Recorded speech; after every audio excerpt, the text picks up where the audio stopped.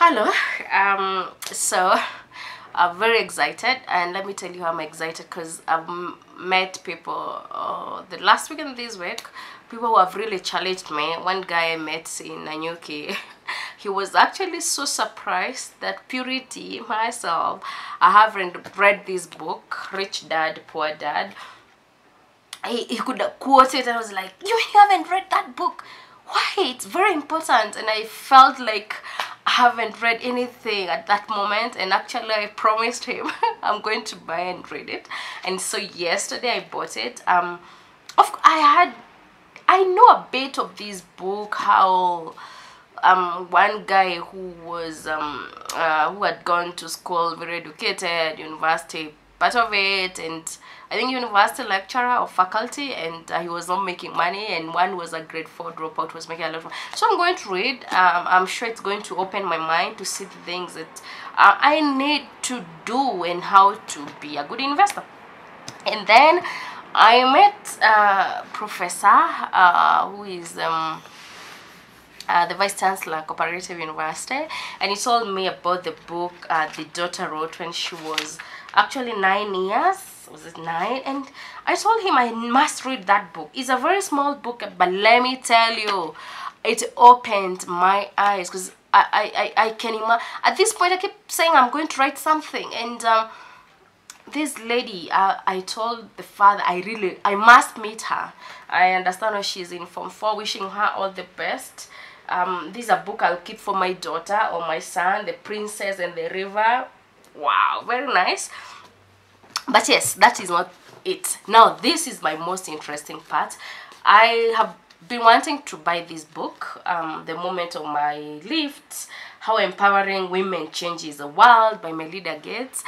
And believe me, I bought it yesterday. I've read up to page 100 plus. I didn't sleep. That's how crazy. I love this book because I really love women.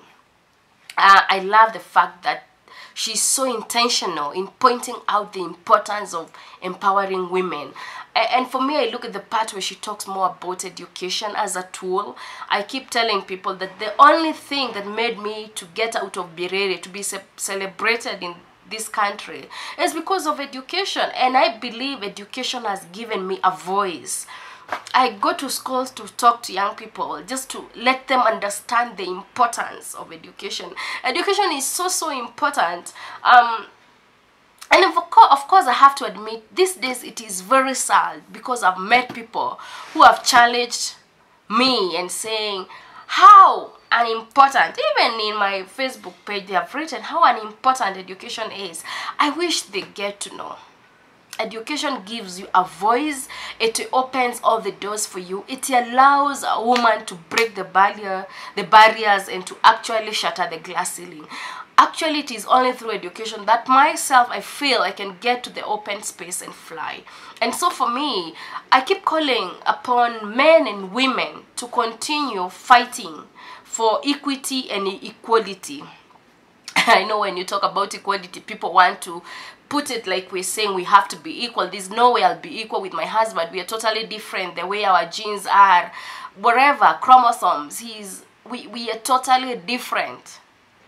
But then what we are talking about is that, can I be treated like a human being who was created by God?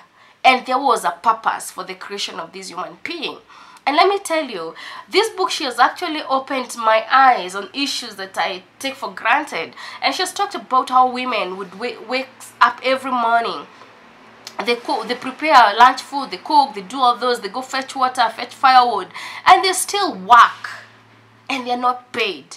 And they're actually not recognized for that.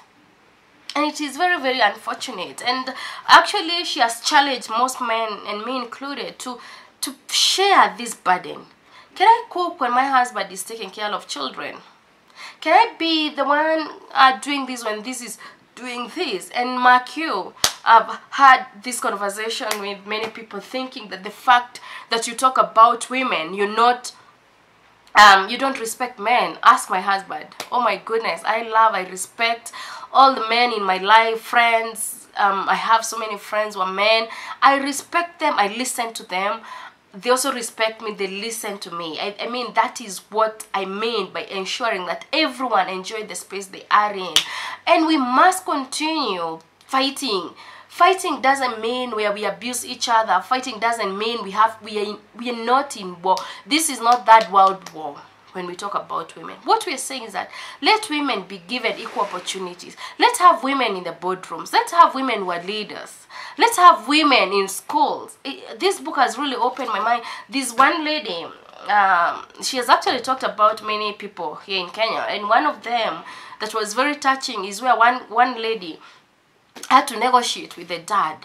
Daddy, I'll go through FGM, but you have to allow me to be in school. And I'm like, oh my goodness, how do you even get to that level of negotiating? I thought education is a right. And so this book, I'm not saying marketing for it, I'm just saying it has really opened my mind to see the things I take for granted. For me, as much as we were poor, I didn't go through those moments of choosing to go through FGM because it was not there.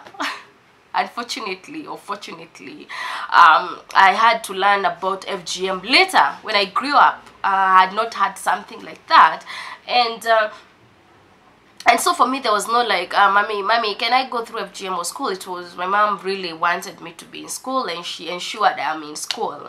And it is so sad.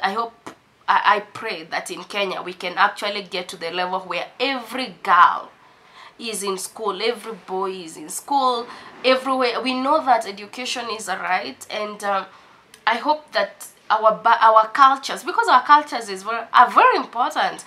Believe me, I got married since 2nd of February. I've been learning my husband's language.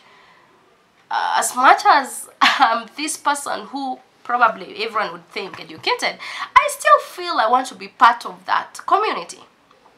But I wouldn't want to be part of a community that is retrogressive. It's trying to pull me down. And that is why I'm saying we all must, especially men, be at the forefront to fight for women and to ensure that women get represented in boardrooms. Thank you so much. May you join this fight. And feminists, I've had this conversation. Sorry, I have to add something. People say you got married and you still want to talk about women.